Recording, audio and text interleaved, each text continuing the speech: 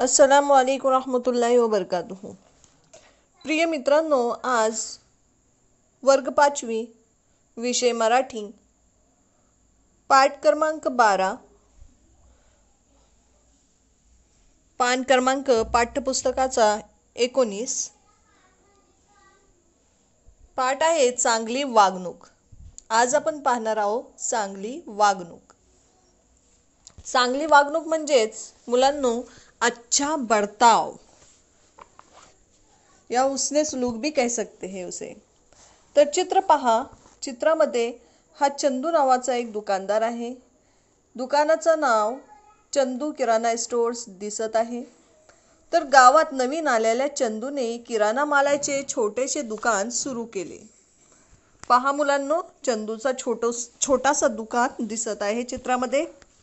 दुसरा चित्र पहा।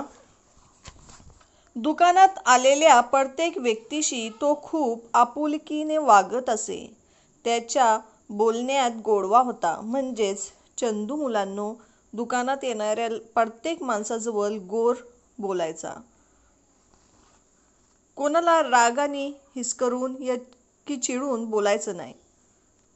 आपुलकी म्हणजे प्रेमाने बोलायचा। तिसरा चित्र पहा मुलांनो। चंदूच्या हातात चाब्या आहेत आणि त्याच्या दुकानाचा शटरही ओढलेला आहे, म्हणजेच तो दुकान बंद करून निघालेला आहे आणि एक मुलगी आली आहे। तर वाचूया। एकदा दुकान बंद करून घरी जाताना त्याच्या दुकानात एक छोटी मुलगी आली। पहा मुलांनो, चंदू घरी जात असताना त्याच्या दुकानात एक छोटीशी मुलगी आली। अशी रडवेली का झाली आहेस बाल? चंदू या छोट्याशा मुलीला विचारत आहे।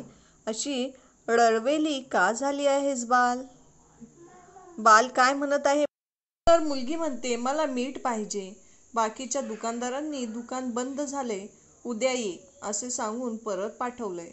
तर मुलीला मुलांनो मीठ पाहिजे आहे आणि ती चंदूला सांगत आहे की बाकीच्या दुकानदारांनी दुकान बंद झाले, उद्या ये असं सांगून परत पाठवलं आहे, म्हणून मुलगी लडवेली झाली आहे।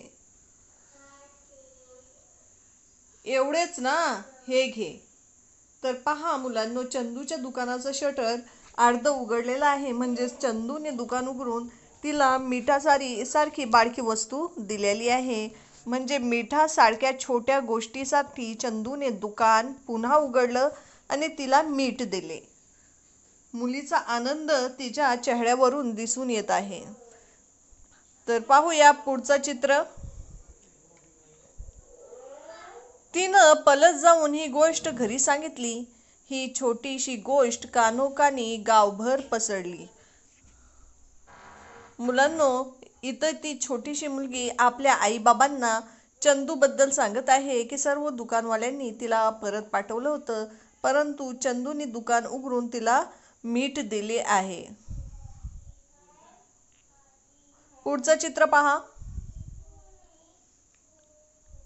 चंदूच्या दुकानातील गर्दी हळूहळू वाढू लागली। चंदू शेठ झाला। त्याच्या दुकानाचा पसाराही खूप वाढला, पण चंदू शेठ आजही तो प्रसंग विसरला नाही। पहा मुलांनो, सर्वात प्रथम चित्र 1 मध्ये आम्ही पाहिले होते चंदूचं दुकान किती छोटं होतं आणि आता हा चंदूचं दुकान किती मोठं झाले आहे। म्हणजेच चंदूच्या दुकानात एक काम करायला व्यक्तीही आहे, म्हणजे नोकरही आहे, आणि चंदूच्या दुकानात गर्दी खूप वाढलेली आहे। परंतु चंदू आजही लोकांशी आपुलकी प्रेमाने वागतो। त्याच्या बोलण्यात अजूनही मिठास असतो आणि तो प्रसंग विसरला नाही।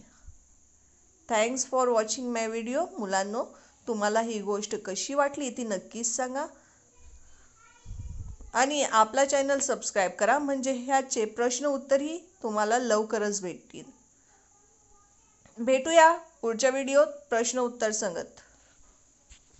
Okay, good bye.